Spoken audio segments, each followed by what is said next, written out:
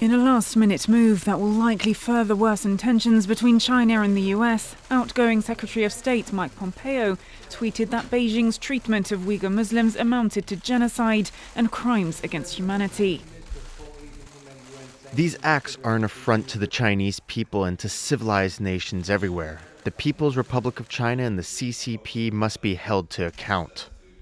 It marks an escalation from previous statements from the State Department that until now had labelled the crackdown on Muslim minorities as a crime against humanity, a lesser charge than genocide.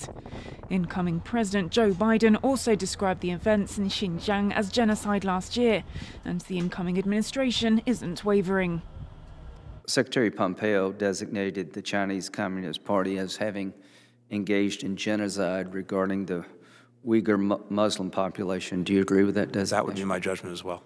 While in agreement with Pompeo, the incoming secretary said that he would have chosen his approach somewhat differently, but hopes to build bipartisan support to stand up to Beijing, as the designation of genocide opens up the path to sanctions. I think we should be looking at making sure that we are not importing products that are made with forced labor from Xinjiang.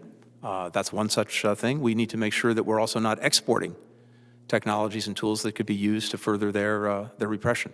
China has imprisoned more than 1 million people in internment camps like this one, where they are tortured, subject to forced labor and sterilized.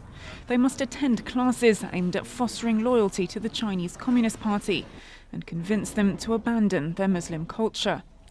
Beijing has repeatedly called the camps vocational training centers and denies any wrongdoing.